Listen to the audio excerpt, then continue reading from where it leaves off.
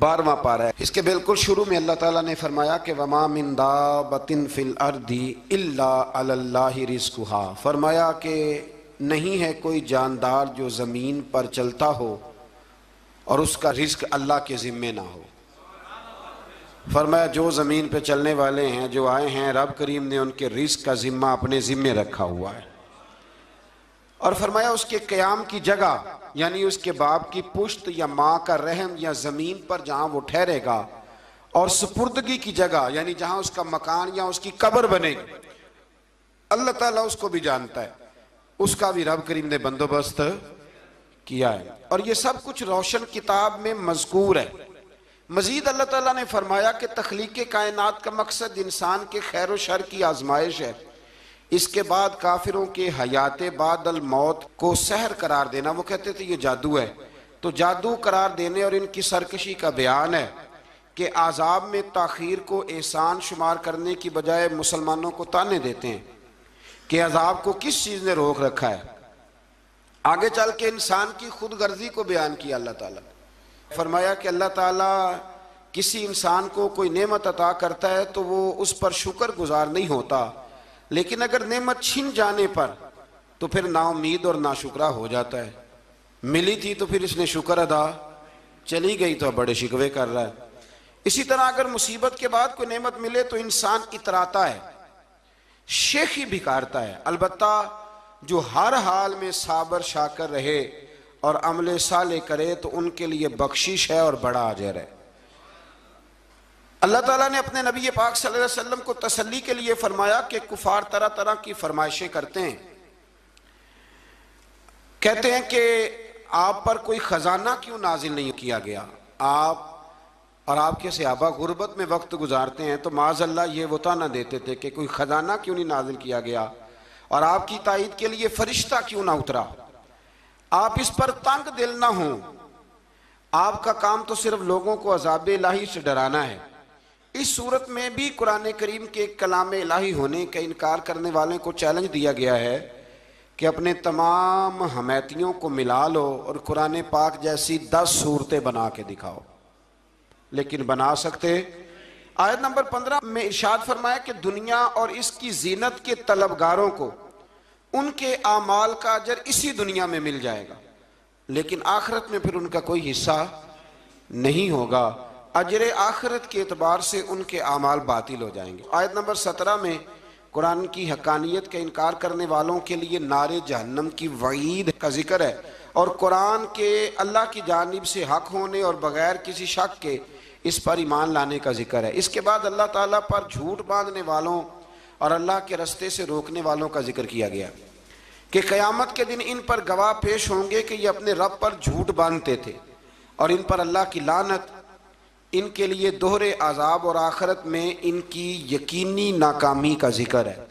یہاں ایک بات آپ سے بھی عرض کروں، ہم بھی کئی دفعہ نا بھولے پان میں کہہ دیتے اللہ نے یہ بھی تو فرمایا نا جی قرآن میں، تو جب تک آپ پڑھ نہیں لیتے یا سن نہیں لیتے تب تک یہ جملہ بولنے کی ضرورت ہے۔ اسی طرح نبی پاک علیہ السلام نے فرمایا جس نے مجھ پر جھوٹ باندھا، جھوٹی حدیث بیان کی، وہ میں نے کہا ہی نہیں تھا پر اس نے جھوٹی حدیث بیان کی، تو حضور فرماتے اس نے حدیث نہیں سنائی بلکہ اپنا جہنم کے اندر مکان بنا لیا ہے۔ تو قرآن و سنت کے معاملے میں جس چیز کا علم نہ ہو، جس کی پوری خبر نہ ہو، آپ اس کے حوالے سے کوئی بات کر سکتے؟ احتیاط کریں، بہت احتیاط کریں۔ آیت نمبر 23 میں بتایا کہ جو ایمان لائے اور جنہوں نے نیک کام کیے اور اپنے رب کے حضور عاجزی کی تو یہ لوگ ہمیشہ جنت میں رہیں گے۔ مزید فرمایا کہ مومن اور کافر کی مثال ایسی ہے جیسے اندھا اور بینا، مومن گویا دیکھنے والا ہے اور کافر گویا اندھا ہے اور بہرا اور سننے کی صلاحیت رکھنے والا۔ آیت نمبر 25 سے 23 تک میں پھر حضرت نوح علیہ السلام اور ان کی قوم کے حالات بیان ہوئے کہ نوح علیہ السلام نے جب اپنی قوم کو توحید کی دعوت دی اور انکار پر عذاب الہی سے ڈرایا تو قوم کے سرداروں نے ان سے کہا، بھلا کیا کہا؟ کہنے لگے آپ تو ہم جیسے بشر ہیں، تو ہماری طرح ہی ہیں آپ، اور آپ کے پیروکار پسماندہ یعنی غریب لوگ ہیں اور کم عقل لوگ ہیں، ہماری رائے میں آپ کو معاذ اللہ ہم پر کوئی فضیلت حاصل نہیں، بلکہ معاذ اللہ ثم معاذ اللہ کہنے لگے آپ تو جھوٹے ہیں، اللہ کے نبی کو کہہ رہے ہیں، معاذ اللہ، استغفر اللہ۔ نوح علیہ السلام نے جواب دیا کہ میں اپنے رب کی جانب سے واضح دلیل رکھتا ہوں اور اس نے مجھے رحمت سے نوازا ہے، لیکن تم میرے مقام کو سمجھنے کی صلاحیت نہیں رکھتے، تم اتنی صلاحیت رکھتے نہیں ہو۔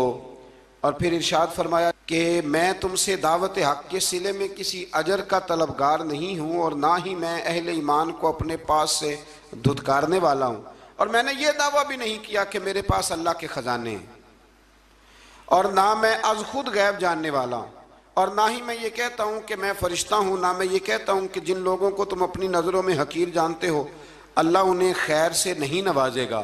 فرمایا یہ ٹھیک ہے کہ اللہ بشروں میں سے رسول بناتا ہے، پر جسے بناتا ہے پھر اسے بڑی شانیں عطا فرماتا ہے۔ پہلے دن سے انسان کا یہ مسئلہ ہے، پہلے دن سے انسان کا یہ مسئلہ ہے کہ وہ کہتا ہے میں انسان سے ہدایت حاصل کروں، لیکن رب نے بھی قانون بنایا ہے کہ اللہ تبارک و تعالیٰ بندے پر ہی وحی فرماتا ہے، فرشتوں اور جنوں کو اللہ نے اس منصب کے لیے منتخب نہیں فرمایا۔ قوم نوح نے کہا کہ آپ نے ہم سے بہت بحث کی معاذ اللہ، پس جس عذاب سے آپ ہمیں ڈرا رہے ہیں وہ لے آئیے۔ تو نوح علیہ السلام نے کہا کہ اللہ چاہے گا تو تم پر عذاب بھی آ جائے گا۔ آیت نمبر 37 سے 47 میں بتایا کہ اللہ تعالیٰ کی طرف سے نوح علیہ السلام کو حکم ہوا کہ ہماری نگرانی میں اور ہماری وحی کے مطابق آپ کشتی بنائیے، اور ظالموں کے بارے میں ہم سے کوئی بات نہ کریں۔ حضرت نوح کی خواہش تھی کہ یا اللہ انہیں بھی معاف کر دے، فرمایا یہ ظالم ہے تو میرے نبی ان کے بارے میں مجھ سے کوئی بات نہ کریں، وہ ضرور غرق ہو جائیں گے۔ پھر وہ کشتی بنانے لگے، اور جب ان کی قوم کے سردار ان کے پاس سے گزرتے تو ان کا مذاق اڑاتے۔ یہ آپ کیا کر رہے ہیں؟ آج بھی وزیر مشیر بڑے بڑے لوگ اللہ ماشاءاللہ دینداروں کا مذاق اڑاتے نہیں؟ اڑاتے ہیں کہ نہیں اڑاتے مذاق؟ یہ کن کا طریقہ ہے؟ یہ تو قرآن مجید کہہ رہا ہے کہ حضرت نوح کی قوم جو کافر تھی ان کا طریقہ ہے اہل ایمان کا مذاق اڑانا۔ تو وہ مذاق اڑانے لگے۔ نوح علیہ السلام نے کہا کہ وہ وقت آنے والا ہے کہ جب تمہارا مذاق اڑایا جائے گا اور تمہیں پتہ چل جائے گا کہ رسوا کن عذاب کس پر آئے گا۔ اللہ تعالیٰ نے فرمایا جب ہمارا حکم عذاب آ پہنچا اور تندور ابلنے لگا، تندور سے آگ نکلا کرتی ہے، پانی نہیں نکلا کرتا، پر نوح علیہ السلام کی قوم پر جب عذاب آیا تو پانی تندور سے نکلا، تندور سے اللہ نے پانی نکالا، جہاں سے پانی نکلا نہیں کرتا، تندور ابلنے لگا۔ اللہ اکبر۔ تو اللہ تبارک و تعالیٰ نے فرمایا تو ہم نے نوح علیہ السلام سے کہا کہ آپ خود اور اپنے گھر والوں کے ساتھ اس کشتی میں سوار ہو جائیں، اور اہل ایمان کو بھی سوار کر لیں، اور ہر چیز کے جوڑے یعنی نر اور مادہ کو سوار کر لیں۔ اور ان کے ساتھ ایمان والے بہت کم تھے۔ حضرت نوح علیہ السلام دعائیں پڑھتے ہوئے سوار ہو گئے۔ پھر کیا ہوا؟ کشتی انہیں پہاڑوں جیسی موجوں میں لے جا رہی تھی کہ نوح علیہ السلام الگ کھڑے ہوئے اپنے بیٹے سے فرمانے لگے اے بیٹے ہمارے ساتھ کشتی میں سوار ہو جا اور کافروں کے ساتھ نہ رہو۔ اس نے یعنی نوح علیہ السلام کے بیٹے نے کہا کہ میں آپ کے ساتھ نہیں بیٹھوں گا، ابھی کوئی پہاڑ آئے گا تو میں پہاڑ کی پناہ لے لوں گا۔ اگر کسی نیک آدمی کا بیٹا کبھی غلط نکل آئے تو اس کا مطلب یہ نہیں کہ اس نے تربیت ٹھیک نہیں کی، ہاں یہ اعتراض چھوڑ دیں، اس لیے کہ نوح علیہ السلام کا بیٹا کافر ہو گیا۔ اور جب سیلاب نظر آیا تو اس سے کہا کہ آ جا سوار ہو جا، تو کہنے لگا میں نہیں بیٹھوں گا، میں تو کسی پہاڑ کی پناہ لے لوں گا اور میں اس کے اندر چھپ جاؤں گا اور وہ پہاڑ مجھے پانی سے بچا لے گا۔ نوح علیہ السلام نے کہا آج اللہ کے حکم کے سوا کوئی بچانے والا نہیں ہے سوائے اس کے جس پر اللہ رحم فرمائے۔ پھر ان دونوں کے درمیان موج حائل ہو گئی، ایسے ایک موج اٹھی اور حضرت نوح کا بیٹا ڈوب گیا۔ اور جب حضرت نوح کا بیٹا ڈوبا اللہ کی طرف سے حکم ہوا اے زمین اپنا پانی نگل لے، اے آسمان تھم جا، پانی خوش ہو گیا، اللہ کا فیصلہ نافذ ہو گیا اور کشتی کوہ جودی پر ٹھہر گئی۔ نوح علیہ السلام نے اللہ سے التجا کی کہ اے میرے پروردگار میرا بیٹا اور میرے اہل سے ہے اور تیرا وعدہ سچا ہے کہ تو میرے اہل کو بچا لے گا۔ اللہ نے فرمایا نوح وہ آپ کے اہل میں سے ہے ہی نہیں، وہ آپ کے اہل میں سے ہے ہی نہیں، اہل میں سے وہ ہوگا جو آپ کے طریقے پہ چلے گا، جو طریقے پہ نہ چلے وہ نسل میں سے ہے ہی نہیں، وہ ختم ہو گئی بات۔ اللہ اکبر۔ اس کے اعمال ٹھیک نہیں، جس بات کی حقیقت کا آپ کو معلوم نہ ہو اس کے بارے میں سوال نہ کریں۔ تو نوح علیہ السلام نے اللہ تعالیٰ سے اپنی اس اجتہادی خطا پر مغفرت اور رحم کی دعا کی۔ پھر طوفان نوح تھم جانے کے بعد وہ سلامتی کے ساتھ اتر گئے۔ اجتہادی خطا، میں نے ایک لفظ بولا ہے، یہ اجتہادی خطا کا مطلب یہ ہے کہ بعض اوقات انبیاء سے ایسی باتیں سرزد ہو جاتی ہیں کہ جو تعلیم امت کے لیے ضروری ہوتی ہیں، تاکہ لوگوں کو پتہ چل جائے کہ اللہ کی بارگاہ میں توبہ کیسے کرنی۔ اگر وہ لوگ توبہ نہ کرتے تو ہمیں توبہ کے طریقے سمجھ میں، یعنی ان سے اجتہادی خطا ہو گئی، کہنے میں کرنے میں کوئی ایسی بات ہو گئی جو بظاہر اللہ تعالیٰ کی رضا والی، تو فوراً معافی مانگ لیتے تھے۔ لیکن اب امتی اٹھ کے کہے کہ نبی گناہ گار ہے، معاذ اللہ۔ حضرت آدم نے دعا مانگی تھی نا، ربنا ظلمنا انفسنا، اے اللہ ہم نے اپنی جانوں پر ظلم کیا، انہوں نے کہا تھا۔ تو اگر کوئی بندہ حضرت آدم کو ظالم کہے گا تو کافر ہو جائے گا۔ تو اگر وہ کہے کہ وہ تو خود کہہ رہے ہیں، ایک بندہ اڑ جاتا ہے، کہتے ہیں جو خود کہہ رہے ربنا ظلمنا، تو خدا کے بندے وہ اللہ کے نبی ہیں، وہ رب سے کہہ رہے ہیں، وہ عاجزی کے طور پر کہہ رہے ہیں۔ کچھ لوگ اڑ جاتے ہیں، کہتے ہیں خود حضور نے کہا ہے جی انا بشر مثلکم، میں تمہاری طرح کا بشر ہوں، خود نبی پاک نے کہا ہے۔ عجیب بیوقوف بندے ہو، نبی کریم تو کہہ سکتے ہیں پر امتی اٹھ کے نہیں کہہ سکتا۔ اس نے تو کہنا ہے وہ حبیب اللہ ہیں، اس نے تو کہنا ہے وہ قیامت میں شفاعت کرنے والے ہیں، امتی نے تو کہنا ہے وہ سارے نبیوں کے سردار ہیں، وہ امام الانبیاء ہیں۔ امتی وہ لفظ ادا کرے گا جو اس کے بنتے ہیں۔ اب کوئی بندہ اٹھ کے کہہ دے، دیکھے نا، ایک بہت بڑا عالم تقریر کرتے ہوئے کہے جی میں تو ان پڑھ آدمی ہوں، تو اس کا شاگرد کہے کہ استاد جی قسم اٹھائے ہاں آپ نے تقریر میں کہا نہیں میں ان پڑھ ہوں، آپ تو ان پڑھ ہے۔ تو یہ بات ادب ہے کہ بے ادبی ہے؟ چلیں اس سے آگے چلتے ہیں، یہ بھی ذرا مشکل سے سمجھ میں آئے گی۔ ایک اور بات جو جلدی سمجھ میں آ جائے گی، ایم این اے جب اعلان کرتا ہے، تقریر کرتا ہے، الیکشن لڑتا ہے، تو کہتا نہیں میں قوم کا خادم ہوں، کہتے ہیں نا کہ میں قوم کا خادم سے آپ کیا کچھ کراتے ہو؟ سارے کام کراتے ہیں نا۔ خادم کو بندہ یہ بھی کہہ لیتا ہے کہ جھاڑو دے دے گلی میں، کہتے ہو کہ نہیں کہتے؟ تو اس نے بھی تو سپیکر میں کہا میں خادم ہوں، کہو اس سے کہ جھاڑو دے گلی میں آ کے، پھر پتہ کیا حال ہوگا؟ جھاڑو تو نہیں آئے گا، اور ہو سکتا ہے کچھ ہے آ جائے۔ تو اس لیے اب کوئی بندہ کہے جی انہوں نے خود کہا ہے، تو ایک کچھ پوری جماعت ہے لوگوں کی جو بات کو سمجھتی نہیں، کہتے ہیں خود کہا ہے میں بشر ہوں، انہوں نے خود کہا ہے میں غیب نہیں جانتا، انہوں نے خود کہا ہے میرے پاس خزانہ کوئی نہیں، انہوں نے خود کہا ہے میرے پاس کوئی شے نہیں۔ تو اس لیے آپ سمجھیں کسی کے لفظوں پر اگر آپ گرا لگا کے بیٹھیں گے تو پھر اس سے بے ادبی ہوگی۔ تو نوح علیہ السلام نے اللہ سے اپنی اجتہادی خطا کی معافی مانگی۔ اب حضرت نوح کو کوئی خطا کار کہے گا تو بہت بڑا مجرم بن جائے گا، اس لیے کہ وہ اللہ کے نبی ہیں۔ آیت نمبر 50 میں قوم عاد کا ذکر ہے، اور ان کی طرف دعوت توحید دینے کے لیے اللہ تعالیٰ نے حضرت ہود علیہ السلام کو بھیجا۔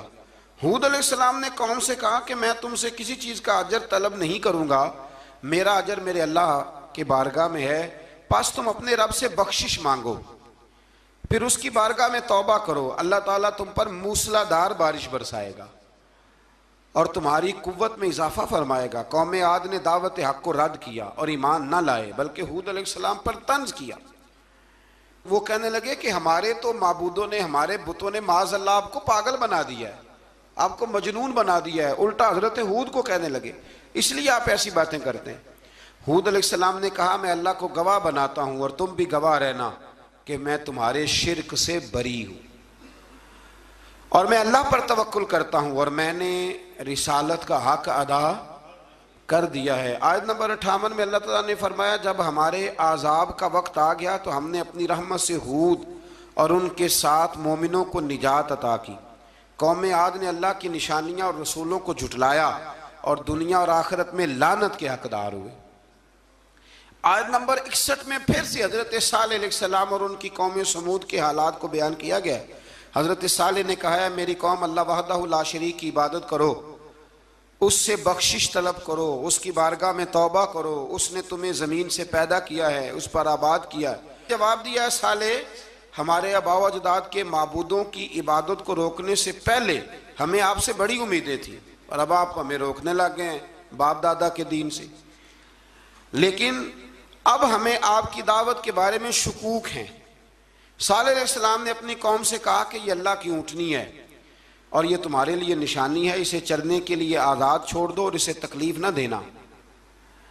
اللہ اکبر، ورنہ تمہیں عذاب پہنچے گا۔ انہوں نے اونٹنی کی کونچیں کاٹ ڈالی۔ صالح علیہ السلام نے کہا تم صرف 3 دن اپنے گھروں میں مزے اٹھا لو، 3 دن، پھر اللہ کا یقینی عذاب آئے گا۔ پھر ایک چنگاڑ نے ان کو آ دبوچا، وہ اپنے گھروں میں گھٹنوں کے بل اوندے پڑے رہ گئے۔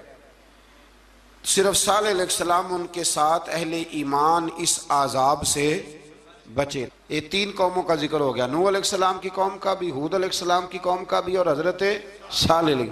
آگے اللہ تبارک و تعالیٰ نے آیت نمبر 69 میں اس بات کا بیان فرمایا کہ حضرت ابراہیم علیہ السلام کے پاس فرشتے بشری شکل میں آئے، انسانی شکل میں۔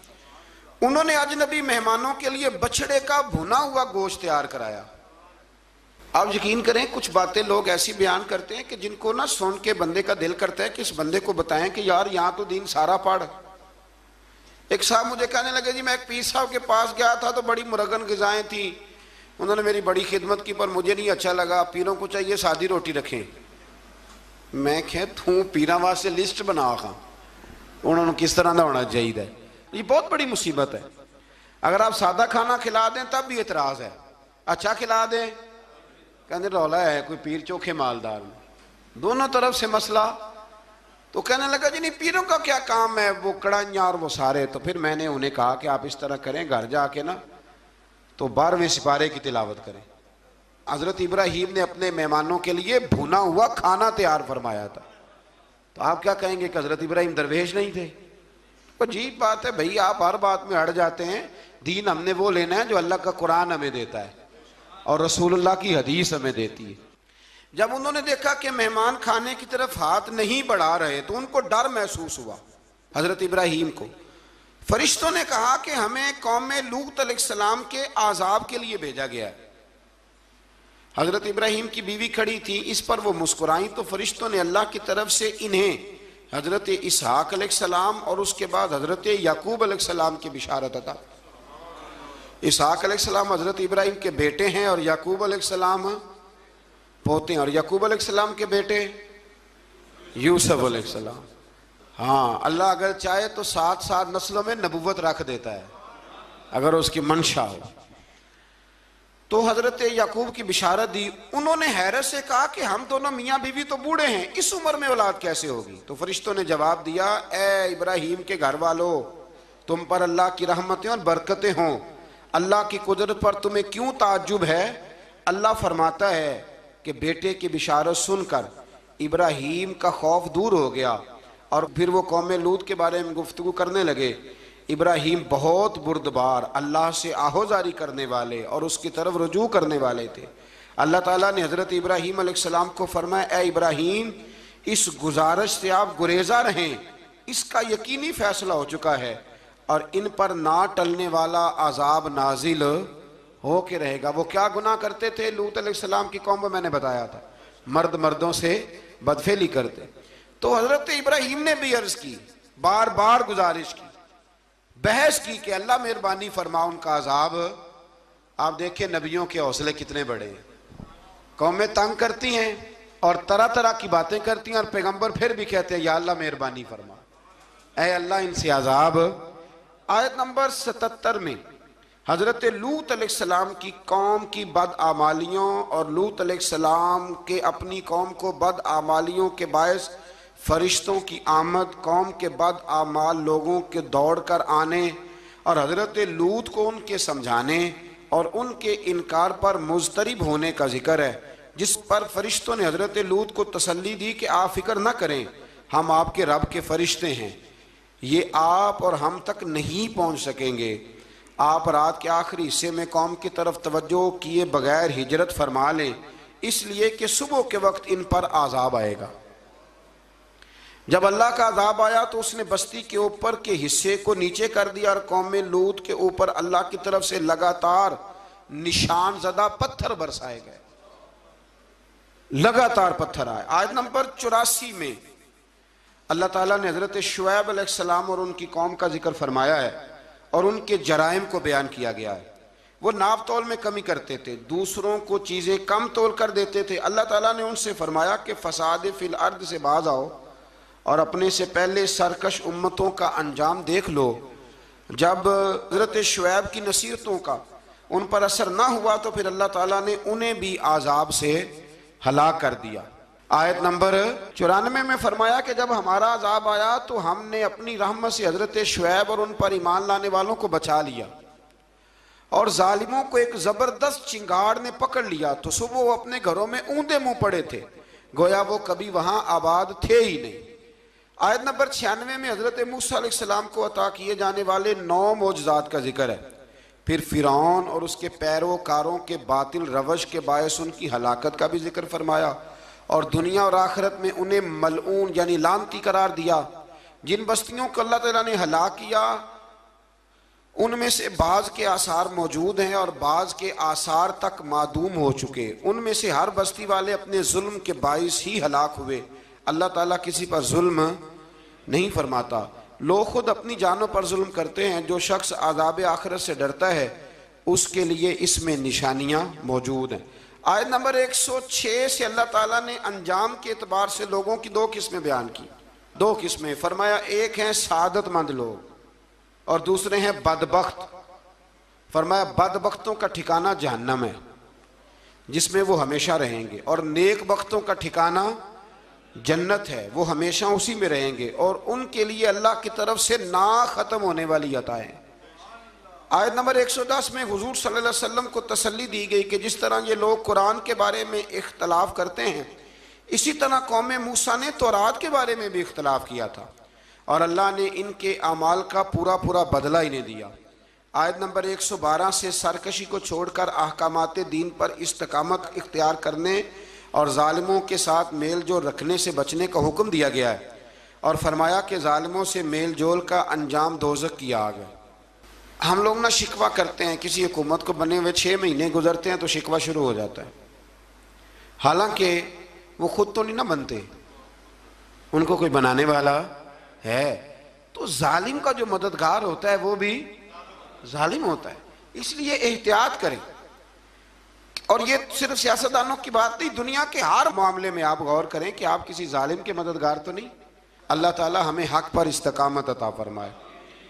آیت نمبر 114 میں دن کے دونوں طرفوں میں اور ابتدائی رات کے کچھ حصے میں اللہ تعالیٰ نے نماز قائم کرنے کا حکم دیا ہے، رات کے کچھ حصے میں بھی نماز پڑھنی چاہیے، اور یہ بھی بتایا کہ بے شک نیکیاں گناہوں کو مٹا دیتی ہیں، اور یہ نصیحت قبول کرنے والوں کے لیے نصیحت ہے۔ آیت نمبر 120 میں اللہ تعالیٰ نے فرمایا کہ ہم آپ صلی اللہ علیہ وسلم کو رسولوں کی تمام خبریں آپ کے دل کی تسکین اور تقویت کے لیے بیان کرتے ہیں، اور ان میں مومنوں کے لیے نصیحت اور عبرت ہے کہ ان ساری باتوں سے عبرت پکڑ لو۔ بچہ صرف وہی جو اللہ کے نبیوں کے طریقے پہ چلا اور نبیوں کے ساتھ رہا، باقی بچ سکے نہیں۔ اللہ تعالیٰ کی طرف سے توحید و رسالت اور وقوع قیامت کے دلائل بھی ہیں۔ آیت نمبر 123 میں فرمایا کہ آسمانوں اور زمینوں میں سب غیب اللہ ہی کے ساتھ مختص ہیں، اور ہر کام اسی کی طرف لوٹایا جاتا ہے۔ آپ اسی کی عبادت کیجئے، اسی پر توکل کیجئے، اور آپ کا رب لوگوں کے اعمال سے غافل نہیں ہے۔ اسی پارے میں آگے سورۃ یوسف شروع ہو رہی ہے۔ اس کو اللہ تعالیٰ نے کہا ہے کہ یہ بڑا پیارا قصہ ہے، احسن القصص کا، قصوں میں سونا قصہ۔ تو یہ کچھ 12ویں پارے میں اور کچھ 13ویں پارے میں ہے۔ میں نے یہ ارادہ کیا ہے کہ یہ ایک ہی دن پوری بیان کی جائے، وہ آدھا معاملہ ہو جائے گا نا تو کچھ تھوڑا سا نا ربط۔ میں چاہتا ہوں کہ قرآن میں تو ربط ہے، لیکن ہم جب بیان کریں گے تو شاید ہماری گفتگو میں ربط۔ یہ احسن القصص ہے، اور اتنی شاندار اس کے اندر باتیں، اور کوئی انسان اگر مکمل ہونا چاہے تو حضرت یوسف علیہ السلام کے قصے کو پڑھے، اور کوئی شخص اگر صحیح معنوں میں خدا کے فضل سے آگے بڑھنا چاہے تو اس کے لیے یہ بہت بڑی عبرت ہے۔ اللہ تعالیٰ توفیق عطا